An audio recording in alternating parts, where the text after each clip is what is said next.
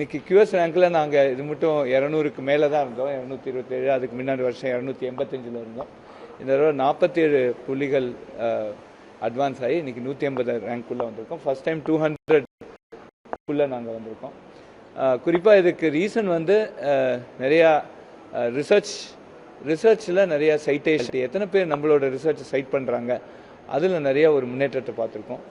Academic reputation and employer reputation, அதாவது வேறு academical institutions நம்ம IIT மெட்ராஸில் எப்படி அவங்க ரேட் பண்ணுறாங்க, அதே மாதிரி எம்ப்ளாயர்ஸ் இங்கே வந்து நம்ம பசங்களை வேலைக்கு எடுத்துருக்கவங்க எப்படி அவங்கள ரேட் பண்ணுறாங்க, இது ரெண்டுத்துலேயும் நல்ல ஒரு ப்ராக்ரஸ் இருக்குது. கிட்டத்தட்ட டபுள் பண்ணியிருக்கோம் நம்மளோட எம்ப்ளாயர் ரெப்புடேஷனை. இதனால் இந்த தடவை 47 புள்ளிகள் முன்னாடி வந்து 180வது ரேங்க் வந்திருக்கோம். குறிப்பாக இனிமேல் இதில் நாங்கள் என்ன செய்ய வேண்டியது, இந்த இன்டர்நேஷ்னல் ரிசர்ச் நெட்வொர்க் இன்டர்நேஷ்னலாக நாங்கள் வந்து கொலாபரேட் பண்ணணும். அது ரொம்ப முக்கியம். இப்போ வந்து இந்த சஸ்டைனபிலிட்டி அப்படிங்கிறது ஒரு ரொம்ப அதனால்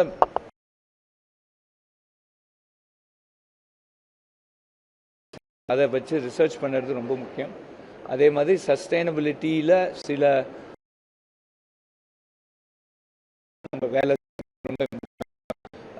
இந்த சஸ்டைனபிலிட்டி பொறுத்தவரையும் நீங்கள் பார்த்தீங்கன்னா இது ஜஸ்ட் டெக்னாலஜி இல்லை, நிறையா பாலிசிஸ் இருக்குது, நிறையா மேனேஜ்மெண்ட் பிரின்சிபல்ஸ் இருக்குது. அதுலேயும் வேலை செய்கிறது ரொம்ப முக்கியமான ஒன்று. மூன்றாவது, எந்த இன்ஸ்டிடியூஷனுமே இந்த டாப் 50ல் வரணும்னு நினச்சோன்னா நிச்சயமாக அதில் மெடிக்கல் டெக்னாலஜி இருக்க வேண்டும். மெடிசன்கிறது ஒரு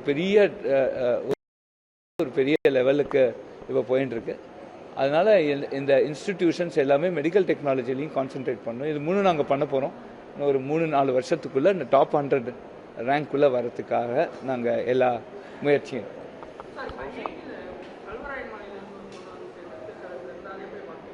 ரொம்ப ரொம்ப சந்தோஷமாக இருக்குது. இன்றைக்கி இன்னொரு நேவல் ஆர்கிடெக்சர் கூட இன்னொரு பையன் வந்து ஜாயின் பண்ணியிருக்காங்க. அவங்களுக்கு வந்து முதல்ல ஜெய் அட்வான்ஸ் அவங்க கிளியர் பண்ணியிருக்காங்க, மிஸ் ராஜேஸ்வரி. அவங்களுக்கு வந்து அவங்களுக்கு பாலக்காட் IIT கூட கம்ப்யூட்டர் சயின்ஸ் கிடைக்கும்னு நினைக்கிறேன். தெரியல அது என்ன கோர்ஸ் கிடச்சிருக்குன்னு, என்ன ஃபஸ்ட்டு அலோகேஷனில் என்ன கிடச்சிருக்குன்னு எனக்கு தெரியல.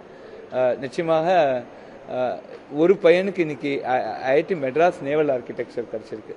இது மாதிரி first time learners, first time graduates அவங்க இது மாதிரி ரொம்ப இதில் மலைவாழ் மக்கள் அது மாதிரி இருக்கிற இடத்துலேருந்தும் வர ஆரம்பிச்சிருக்காங்க. ரூரல் இந்தியாவிலேருந்து நிறைய பேர் வர ஆரம்பிச்சிருக்காங்க. இது மாதிரி இருக்கிறதுல எங்களுக்கு ரொம்ப சந்தோஷமாக இருக்குது.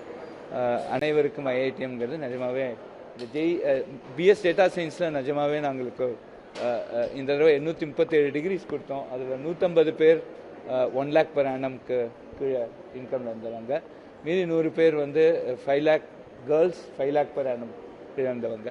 அது மாதிரி ஒரு நல்ல ஒரு சோஷியல் இம்பேக்ட் இருக்குது. இப்போ JEE அட்வான்ஸ்லேயும் அது மாதிரி நடக்கிறது ரொம்ப மனசுக்கு சந்தோஷமாக இருக்குது. அதான் இப்போ வந்து UGC வந்து 2 டிகிரி நீங்கள் ஒரே டைமில் பண்ணலான் இருக்கு. எங்களோட BS டேட்டா சயின்ஸில் நீங்கள் 30,000 பேர் இன்றைக்கி என்ரோல் பண்ணியிருக்காங்க. 38,000 பேர். அதில் கிட்டத்தட்ட ஒரு 15,000 மேலே அவங்க வேற ஒரு டிகிரி பகலில் பண்ணுறாங்க, ஈவினிங்கில் ஆன்லைனில் இந்த டிகிரி எடுத்துக்கிறாங்க. ஸோ அதனால் 2 டிகிரி ஒரே டைமில் பண்ணுறதுங்கிறது நல்லது. ஏன்னா இப்போ சிவில் இன்ஜினியருக்கு ரொபோட்டிக் ஆட்டோமேஷன் தேவைப்படுது. அவங்களுக்கு இப்போ வந்து ஃபாஸ்ட் கன்ஸ்ட்ரக்டுக்கு ஆட்டோமேஷன் தேவைப்படுது. அதனால் அவங்க சிவில் இன்ஜினியரிங்கும் படித்து ரொபோட்டிக்ஸையும் படித்தாங்கன்னா அவங்களுக்கு இன்னும் நல்ல வேலை வாய்ப்பு, நிறைய ஆய்வு பண்ணுறதுக்கும் ரிசர்ச் பண்ணுறதுக்கும் அவங்களுக்கு ஒரு நிறையா ஐடியாஸும் கிடைக்குங்கிறது என்னோட. BS data science, BS electronic system ரெண்டும் இப்போ நடந்துருக்கு. இப்போ BSல ஏரோஸ்பேஸ் ட்ரோனில் ஒன்று கொண்டு வரலான்னு இப்போ ஒரு முயற்சி பண்ணிட்டு இருக்கோம். அது பண்ணினா இன்னும் ஒரு இந்த அடுத்த செப்டம்பர் அக்டோபர், இப்போ வர செப்டம்பர் அக்டோபரில் இன்ட்ரடியூஸ் பண்ண ட்ரை பண்ணிட்டு இருக்கோம். இன்னும் ஃபுல்லாக ஃபார்மேஷன் முடியல, பட் ஆனால் நிச்சயமாக ட்ரை பண்ணியிருக்கோம்.